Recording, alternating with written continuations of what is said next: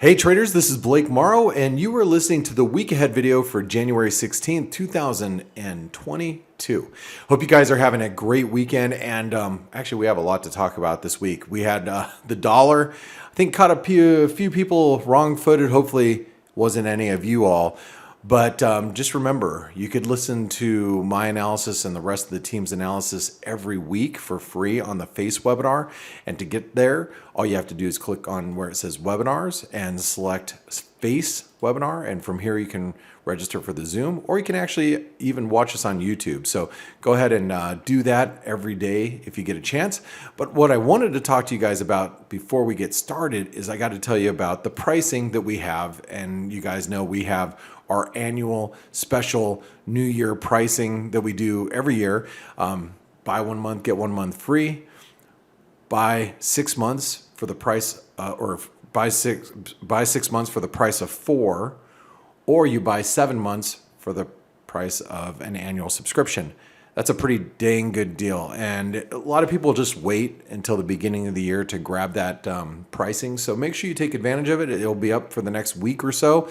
So jump on in, and we'll see you guys in the community. And you know, when I say we'll see you in the community, this is an example of what our chat rooms look like, that you can, you'll be part of. Also, we have a Spanish chat room. We have a trades room where we talk about what positions we're trading, getting in and out of. We have what we call the Forex flow room, or the macro room, where there's a lot of macro ideas thrown around here. And then we have our news and research room. Most people just find themselves in the general chat room. And, you also get all of the analysis that comes with ForexAnalytix, and you get all these different tools. Like you probably just saw the data flash. This data flash will, populate when all the news comes out. The moment it comes out, it's kind of like a Bloomberg system, if you will, when you're waiting for that news release when it first comes out. Also, we have like live squawk feed that's put up here by Live Squawk. We have our news flow, which is some hidden, really important data that's only inside our community at the moment. So you could get into there. You can use the risk management calculators, and all the analysis too that's available to you guys as traders is right here. Whether you're talking macro analysis, candlestick analysis, basic technical analysis, harmonics, and Elliott waves. And the Elliott wave analysis comes from Gregor Horvat. And then also the harmonics analysis comes from Andre. So, really great information here. And you get a lot for just a very small amount on a monthly basis. So make sure you guys sign up and get involved, and we'll see you guys there. Now, in the meantime, what we're going to do is we're going to talk about this last week. And, let's talk about the dollar. And you can see actually highlighted in this, let me go ahead and get my glasses on here. So you'll see highlighted here in the line, this dotted line, we were looking for a move to 94.50. 94.50 had been big support for us for a while. My opinion was if you broke through this channel support, we'd see 94.50. That happened. Well, actually, we got to like 94.65, which makes more sense since that was the 618 retracement of this low to this high, and that's where we got to. So, the 618 Fibonacci level, for those of you that use Fibonacci's, which I do and I have been for 20 plus years, that's the most important fib level, in my opinion. If you take every time that you look at a Fibonacci, if you see the one that's most commonly respected, when I say respected, a pivot off of, a reversal, a stall, a consolidation, if I had to take all the Fibonacci's out there, that's probably the one that always gets the most attention, right around the 618. And it's not a given, but it is something that's more often than not. When we're traders, what we do is we look at probabilities, right? So there's no 100% guarantees when you trade, but when I know there's the highest probability of all the fib levels, when you get to a 618, you're looking for a reaction, then if you can add that to other things, then you have what we call confluence. And that's what we had here. You had this resistance, multiple resistance, breakout, confluence, 618 retracement. and we got a response. Now, the question is the dollar going to hold up here? I got that question from a gentleman named KJ on Twitter who has been listening to my daily webinars on and off for many years. And he, sometimes he's listening in, sometimes he's not. Life gets in the way with a lot of people when they trade the markets, and I get that. But he asked me on Twitter. He goes, "Hey Blake, it sounds like you're looking for the dollar to bottom, and this is was on Thursday before we actually bounced." And he said, "Are you now bearish, or are you still bullish the dollar?" And I said, "No, I'm more neutral," which I am. And look, it's okay to be neutral. I have been bullish the dollar for the last 6 months. Now I'm a little neutral. I'm not 100% convinced that it's time to be bearish, but at the same time, I don't know if I really want to be bullish either. I was talking to Brent Donnelly from Spectrum Markets this week, and he made a really good point. If you didn't get a chance to listen to that interview on Trader Summit, you should. The reason why he makes such a great point there is he's like, yeah, I think one of the reasons why the dollar sold off is because, traders and investors were looking around and saying, okay, well, how much more hawkish could the Fed be at this point? It's all, and he said, I hate using the term it's priced in, but really the market's looking at, 3 to 4 rate hikes going into 2022. Really, is the Fed even going to be able to meet those expectations? Then I was talking to Jim Welsh at the very end of the week, this last week, also on Trader Summit. He's from Macro Tides, and he said, which makes a lot of sense to me, what if the Fed front loads all of their rate hikes in 2022? Just to get them out of the way, B, it gives them a little bit more ammunition.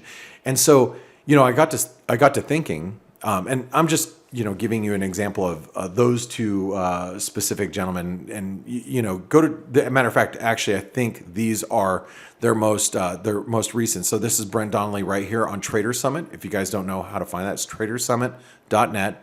Here's the interview right here with Brent. Jim's this one is his last week, but follow that because you'll be able to watch his most recent interview, which should be out over the weekend. If not, it'll be out on Monday. On tradersummit.net. You should go here every day anyway, because there's so much great analysis from so many great people every day. A lot of great ideas, and it's free. So go check it out. Now, going back to the dollar index and my conversation with you here, the reason why this is so important is because if the Fed does front load the rate hikes, the question that Brent posed the other day, well, how could expectations get any more hawkish? Well, that would be it, right? That would be it. Now, I'm not necessarily in the camp that that's what's going to happen. However, I know you guys know that inflationary data was pretty damn strong this week. And that's something that we do have to take into account. That is something that if inflation, stays high and it stays persistent, that is going to be something that's going to affect expectations moving forward. Anyway, that's just a little spiel I wanted to give you about the dollar. The question is, how's the dollar going to react on any move back up to 95.50? I think that is where resistance is going into this next week. Because I think this week, just because I didn't say this to you guys initially, this is a transition week to me. This is a week where you're going to see a lot of two-way price action. I don't think it's going to be... I don't think, and it doesn't mean it's not going to be, I'm just saying I don't think it's going to be a week where you want to be too bullish the dollar or too bearish the dollar as a whole. As a whole. All right. Doesn't mean that you can't have, a dollar bias, especially against a specific currency, because there is a lot of data that's coming out that's not dollar related this week, which I'll talk about here in a few moments. But it is, I think trying to have a dollar view, really bearish or very bullish dollar view, is going to be very difficult this week. Okay. Now, speaking of which, before I get into all the data that's coming out for the week, and I want to take a look at a few other currency pairs, make sure you subscribe to the YouTube channel down below. It really helps our YouTube channel grow. Okay. Also, make sure you give the video a thumbs up. Like today, it's a Saturday, And the editors and the folks over at the ForexAnalytix family, they're going to be editing, publishing this video for you. Give them a thumbs up on the YouTube channel because it makes our team feel good. So thank you very much. I do appreciate that, and I do appreciate you supporting us and helping us grow. Now let's talk about a few other things. And by the way, when you're on ForexAnalytix, you can see all the analysis for these 30 different instruments. You can click on any one of those instruments and get some analysis from there. Whether it's basic technical analysis or what have you. The thing is it's being updated through the weekend, so that's why I'm doing all this live analysis with you right now on TradingView charts. All right, now let's talk about the euro specifically. So the euro, I think, major support today is going to be this next week is going to be 113.80. That was the breakout point.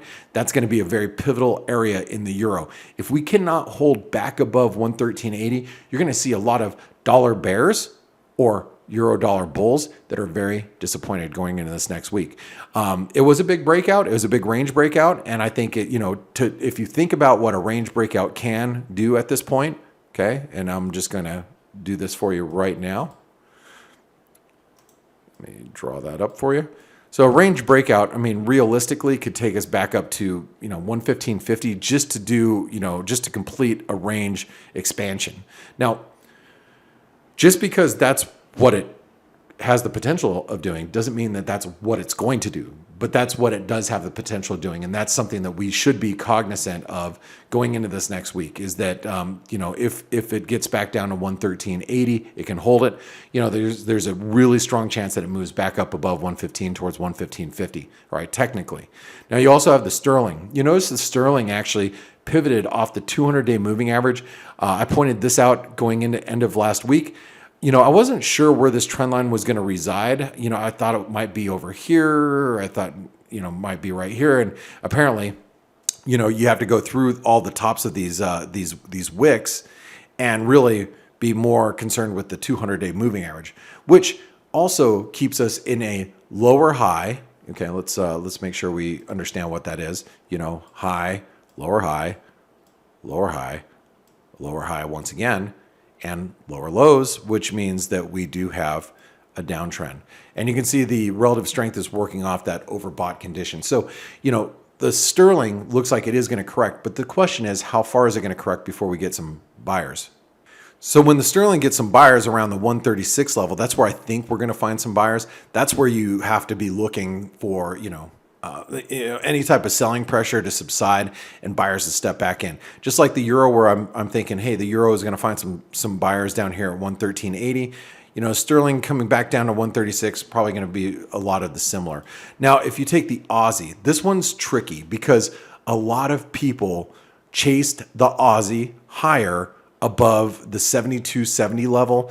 I was talking to Chris Weston at Pepperstone Securities. He was trying to play this breakout and probably, did well on that breakout. But what I hope anybody who was trading the breakout actually got out, because as you can see, that right there, that formation between, and just so you guys know, this daily candle formation, that's an evening star. An evening star is when you have a big white candle, a doji, and this is a long upper shadow doji, then a big black candle.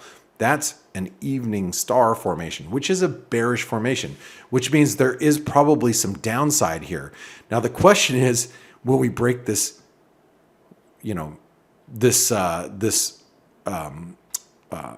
pennant or flag pattern support? And that's questionable because if you guys didn't know, this next week we have Aussie employment Wednesday night. It's actually Thursday morning if you're in Australia, but it's Wednesday night if you're in Australia. Wednesday night if you're in the US, Thursday morning if you're in Australia. Woo! Sorry about that. Or in Asia, obviously it's going to be Thursday morning. But need to pay attention to that, because I think what's going to be the reason we break down, if we do break lower, is going to be on a weak Australian jobs picture, because the expectation is that the numbers are to weaken substantially from last month's read, but unemployment's supposed to improve. So if we get a weaker number than expected and we get higher unemployment rate, so let's say unemployment rate it stays stubbornly high, or it doesn't come down as expected, that's where the Aussie could really succumb to breaking through that support, and that support's going to come in right around, let's just call it 71.60 or so. All right. Now, those three currencies are pretty much the ones that I'm focused on right at this moment, just some of those majors. But something else that I think we should be looking at is we should be looking at the US dollar, Japanese yen. A lot of people are, bearish, or let's say bullish yen, bearish yen pairs, right? So whether you're talking about the dollar yen, you're talking about the Aussie yen, Canadian yen, Euro yen, whatever the case is, looking for a near-term pullback. Well, the thing is, in the dollar yen, we have seen a good reversal off of the highs, but let's not forget that we have a strong ascending trend line here, nice strong uptrend, and as long as we hold above 112.50, I wouldn't be bearish at this point. Now, also, you'll notice, since we talked about it just a little bit ago, you notice the 618 right here at the 114.01 level. Notice how it held. Now, we did probe below it, but we closed above it. Again, I'm going to reiterate, the 618 retracement on any move that you're looking at is by far the most important fib level to watch. That's why they call it the golden fib. They don't call it the golden fib because it doesn't mean anything. No, it's the one that's respected the most. That's why you got to watch it. That's why, given the fact that we closed back above it, we probed all the stops below 114 and then closed back above it, you got to respect that. And the dollar yen, don't forget, is in a strong uptrend. Don't forget, we have broken out. Now, there's something that's really important. If you go to a weekly chart, this descending trend line that's a multi-decade, I believe. Multi-decade trend line does come in around 117. So just be aware of that. Any rally that you get within the vicinity, which we were, 50 pips away from that at one point? We were about 50 pips away from that trend line, roughly. We found sellers. Expect that to happen as we approach 117. However, we break above that, and that probably means that the 10-year yield is broken out as well. I sure as hell would not want to be short the dollar yen. So guys and gals, if you like this video, make sure you give us a thumbs up. I thank you all for all your support. Make sure you take advantage of the pricing with ForexAnalytix, because when it's gone, it is gone. Then you won't see it for a long time. As people that have been waiting around, that happens. All right. So thank you everybody for your support. I will see you on Monday morning on the F.A.C.E webinar. Have a great remainder of your weekend. Hey traders, this is Blake Morrow with ForexAnalytix. Thanks for stopping by our YouTube channel. Don't forget to like these videos, share them, and subscribe to our channel so you don't miss any of the content that we provide here for free. Thanks for stopping by. I'll see you in the next video.